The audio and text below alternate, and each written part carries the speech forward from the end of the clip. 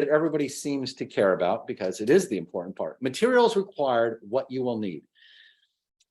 I just found out that I have a video on here that has this, and it has me talking and showing you things, but the video didn't come out. So it's just me talking randomly. I don't know, it's strange, but that's why I'm trying to do this one now. So here's what you will need. The first thing, a 35mm film camera, an SLR camera. That's what manual settings is. This is what an older one looks like, even with the groovy 70s thing on here. But this is what an older 35mm camera looks like. Now, an SLR camera has two pieces to it. It has a lens and a camera body. Okay, this is going to be important when I start talking about the cameras and when I finish up my camera lecture here in a minute. All right, so that is an older camera. This is what the newer cameras look like. They look something like this. And again, they have two pieces. They have a lens and a camera body as well.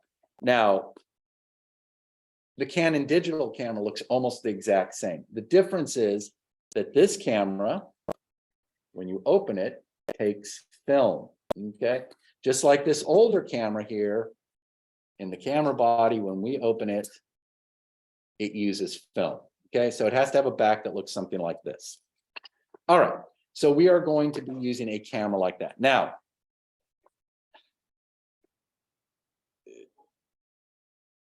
people ask all the time, well, do I need to go buy a camera if I don't have one? So here's the short answer is I would not go out and buy a camera right now if I were you. Especially not a film camera, because chances are after this semester, you will never work in a darkroom again, and have a film camera will make no sense to you. If you're a photo major or something like that, then you might use a film camera as you move on, but probably not. The thing is, most of you know somebody. If you don't have one, you know somebody with one of these. Everybody had one, then phones got cameras on them, and everybody put these away, okay? And if you have like well, she's dead now, but I used to have a little Mexican grandma, right? When I was in school, when I was some of your ages, and I would go see her, and oh, grandma, and that's how school was going. And I'd say, oh, I need to get a camera. She'd, oh, mijo, I have no money. I'd say, yeah, no, I'm not here to hit you up for money. But didn't grandpa have cameras? Oh, your grandfather loved his cameras, because of course he's dead. They're always dead. But your grandfather, oh, he loved his cameras. Yes, yes. And it's like, oh, well, do you have them? Can I see it? Oh, mijo, they don't work. They don't work. Well, if she's a Mexican grandma, just because they don't work doesn't mean she threw them away. So you say, well, can I see the bag that they're in? Can I still see them? And she's like, all right, but I'll tell you, they don't work. So she'll go to a closet, she'll dig up there, she'll pull out probably some brown case. It's supposed to look like leather, but it's falling apart. It's all vinyl. You'll open it up. There's black padding in there that's all shredded up now and is just sitting there. But there might be a camera or two, maybe an extra lens, some other junk thrown in that bag. And she'll go, see, they don't work. And so you'll pick it up, and yeah, it doesn't seem like no lights come on, nothing. But here's the deal. These older cameras had a battery in them, right there. And batteries go dead. When the battery goes dead, different things would not work.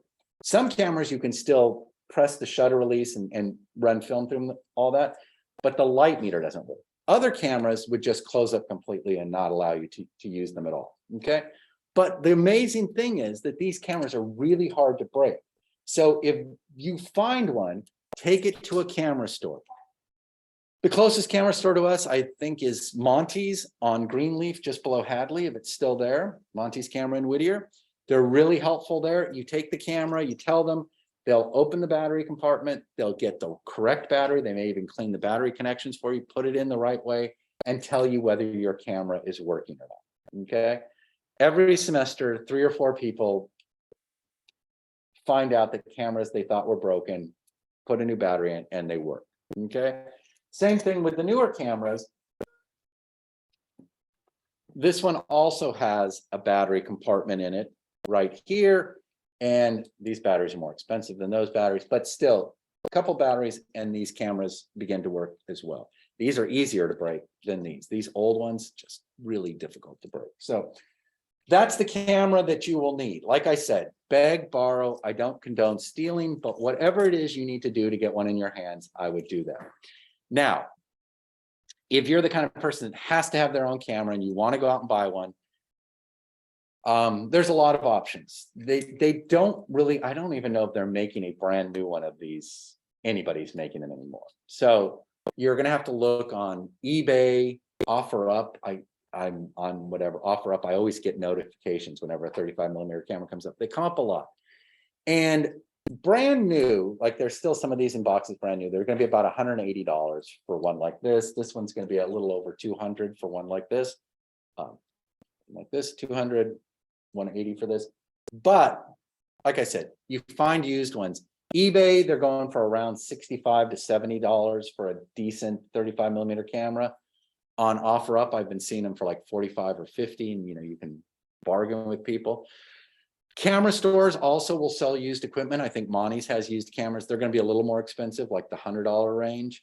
But you can also go to pawn shops. The problem with the pawn shop is you don't really know what you're going to get, whether they work or not. Now, I know that pawn shops have some great cameras because there have been some really good cameras stolen out of my car over the time that I know have ended up in a pawn shop. So, there's different ways. There's even Craigslist, although I don't know why, but it seems like all serial killers use Craigslist to lure people in. I don't know why that is, but if you're on Craigslist, you may get killed. So maybe avoid Craigslist, but eBay and those kinds of places would be good. Okay. But again, beg, borrow. I don't condone stealing, but whatever you need to do to get one of these. Now, the other thing is the college did buy a few of these. We have about 25 or 30 cameras. I don't know how many are working right now. I haven't checked. That we do check out. And I don't check them out till about the 4th week of class, because the first 3 weeks while we're up and running, you can use them in class, but I need you to leave them here for the next class or other people to use. Okay. Do that so you don't fall behind. I don't want you to get behind. The first week, if we look at this homepage here, the first week we go through the camera, the second week is film processing, and the third week is printing. So first 3 weeks, all the technical stuff right there at you. So for that reason, I keep the cameras here so that if you want to bring your film and shoot on campus, you can do that, process your film, do all that. So we don't fall behind. Then after that, about the 4th week, I start checking them out. And if I have to see how many people want them, if there's not that many people, I'll check it out to you for the semester. If people want them, then it'll be like a week or 2 at a time. Okay. All right. So that is how the cameras work. Questions about the camera? Yes. So when you do buy your own camera, to get them like before the 4th week. I'll tell you when you need things. If you get your own camera, you need it as soon as possible, because on Thursday I go through the camera, but I'll talk about that in a second.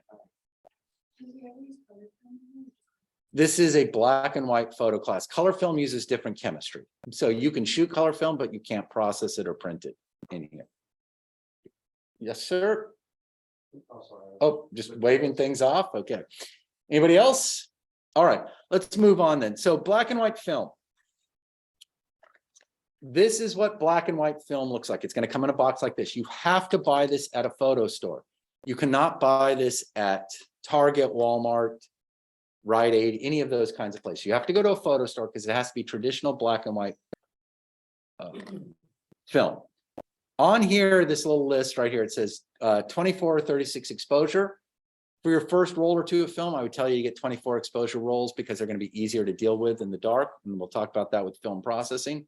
400 speed film, we're going to talk about what speeds mean as far as film.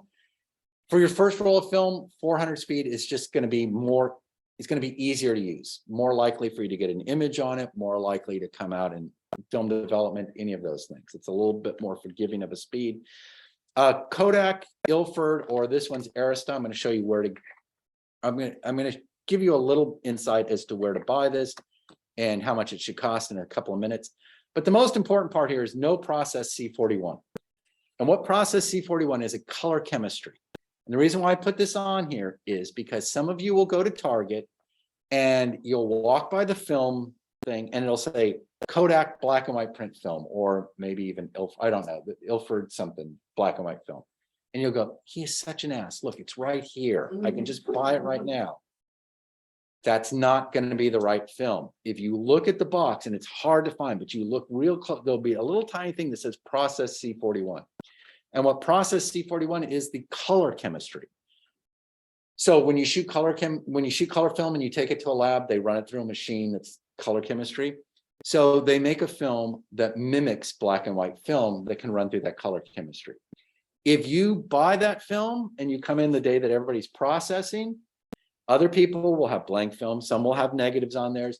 Yours will be like this big poopy brown strip. It'll just, and I'll go, where did you get that film? And you'll go, and I'll say, did you get it at Walmart? No, I don't go to Walmart. No, Target, no. Rite Aid, no. Where did you get the film? Oh, I think I got it at CVS. Yes, any of those places, you cannot buy it there. You have to buy it at a photo store. Okay. All right.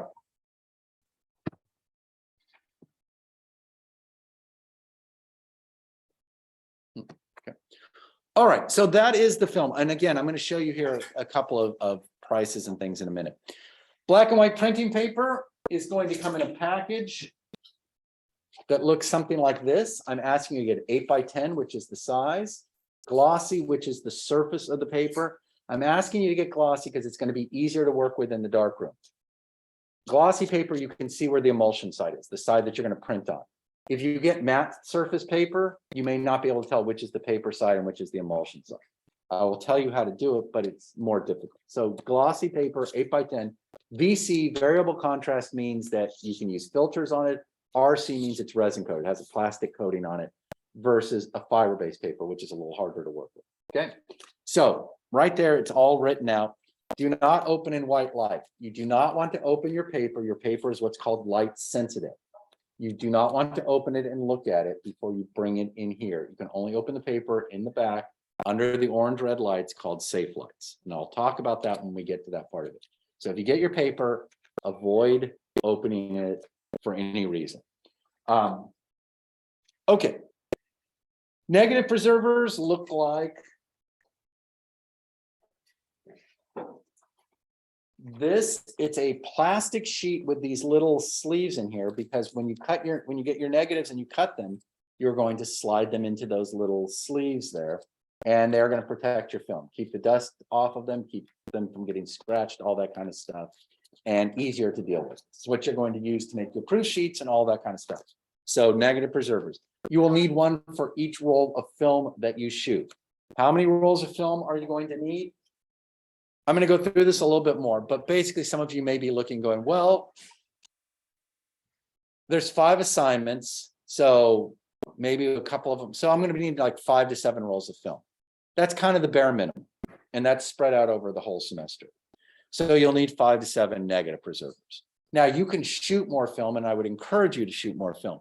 You should be shooting film other than my assignments. You should be shooting things you like, because like I said, when you turn in your assignment, you may not like any of those photos. You may not want to print any of those photos. You should still be making photos that you're excited to put up on the wall and take a look at during the critiques. Okay. Now the class can get expensive. I'm going to talk about prices here in a second, but you're responsible for your film and paper. The college covers all the chemistry in the back and all that kind of stuff. So film and paper is what you need to pay for, and I'll talk about that here in a second. Q-tips are just good to have. When you get film, we have hard, we use industrial water here. So you're gonna have to clean your negatives before you print them to keep streaks and water spots and stuff like that off. So a few Q-tips in a little Ziploc bag or a little plastic container to keep them from getting wet or anything like that are great.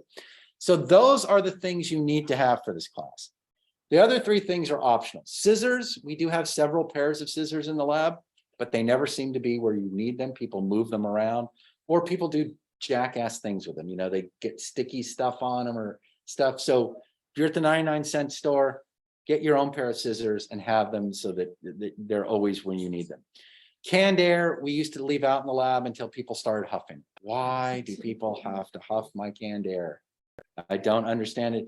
So we don't buy, you don't need to have it. It's good to have to clean dust off, or if you want to huff it and fall over like people have done in class. I don't recommend that. If you're gonna huff canned air, don't do it here, do it outside. If you fall over, I don't want to be part of it. But canned air is good to have just to keep dust off of things like that. But we do have a little thing in the back that you turn on that's electrostatic that blows dust off things. And then white cotton gloves, again, you don't have to have white cotton gloves. When you go to the photo store, you'll see them. They're just these thin white cotton gloves, but they're good when you handle in your negatives and things like that. Okay, so those are the materials required. When will you need them? Camera. On Thursday, when you come in, I'm going to do my camera lecture. It's kind of a longish, boring lecture. It is the basic operating system for all cameras, how cameras work. Now, each camera is going to have the dials and buttons and things in a different place. They may be slightly different. So if you have your camera in front of you, it'll be easier for you to understand how your camera is going to work. Also, if you bring your camera and a roll of film in on Thursday, I'm going to ask you to get a roll of film shot over the weekend. So if you bring your camera and a roll of film in, you will leave. We will make sure that you have loaded your film into your camera correctly before you leave and head out for the weekend. Okay. All right. So that's when you'll need those things. Black and white printing paper, you won't need till week 3 when we start printing. Negative preservers you'll need for week 2 when we start processing film. Q-tips you won't need till week 3. Okay. So does that sort of make sense to everyone? All right. Any other questions or comments about that? For week 2, you'll be processing your film. So you'll just need the negative preserver once you get your film processed. So this week, camera and film. Next week, you're processing the film. You'll need a negative preserver for it. Third week, you'll need your printing paper and Q-tips. From the photo store, and I'm going to show you that in just a second. So let me see what's next on